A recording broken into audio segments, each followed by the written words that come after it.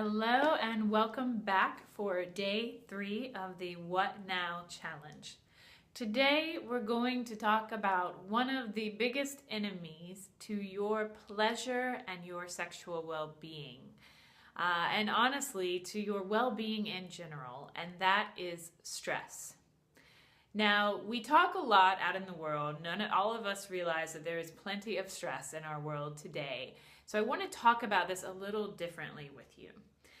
Of course, we want to recognize what the main stressors are in our life so that with that awareness, we can choose whether to change things up, right?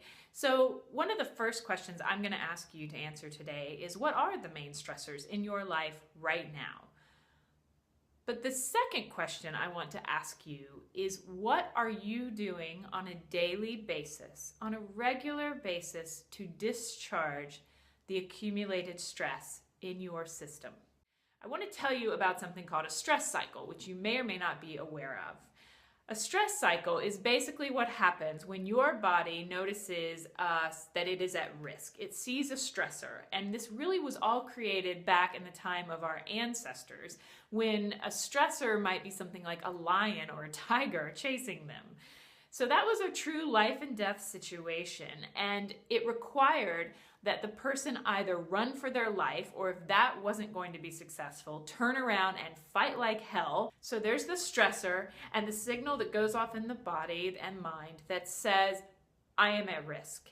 At that point, all kinds of hormones, such as adrenaline, are dropped into the system so that the person has that physical surge of energy to run like hell, to fight like hell.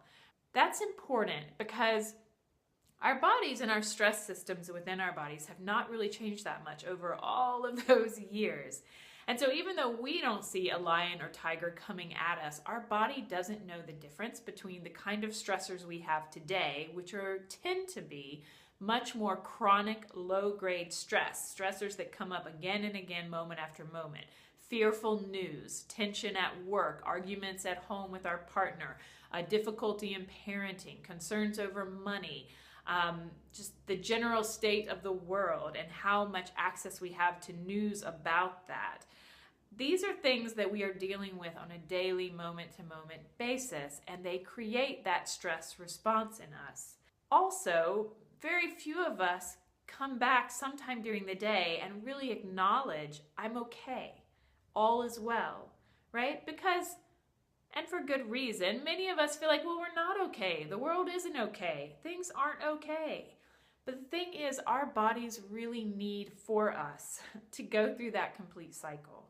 Our bodies really need for us, for a few moments each day at least, to come back to a place of all is okay. I'm okay. I am safe. That is very important. That I am safe part is really important to your well-being, your health as a woman. So important. And it's also so important to your sexuality, to your ability to hold pleasure and desire. You may not be surprised to know that I think 80 or 90% of women feel dramatically decreased desire for sex when they feel stress. And 100% of women, even the ones who might still feel desire for sex when they're stressed, 100% of the women feel dramatically less pleasure when they're stressed.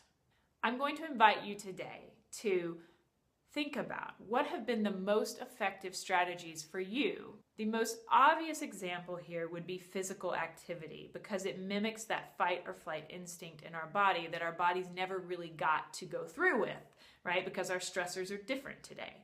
So physical activity, running, walking, jogging, working out, punch the pillows on your bed and let out a primal scream of rage if you need to. You can have a good cry, right? If you really let yourself go into that emotion and really sob, and then you find that often in like 5 to 10 minutes, you're done. And you actually do feel kind of clear and neutralized on whatever it was that you were sobbing about. The feeling has moved through you for now, and you're back to a state of feeling like all is basically okay, all is well.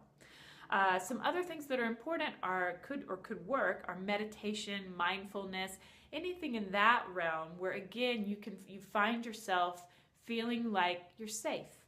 you're well, all is okay, you're not in danger, you're not in that moment at risk. Any practice that brings you back to that place is a really powerful strategy for you. I'd love to hear what you come up with and what you do today to discharge some of that accumulated stress that we're all carrying for your own well-being, your sexuality, your pleasure, your desire, your joy in this life.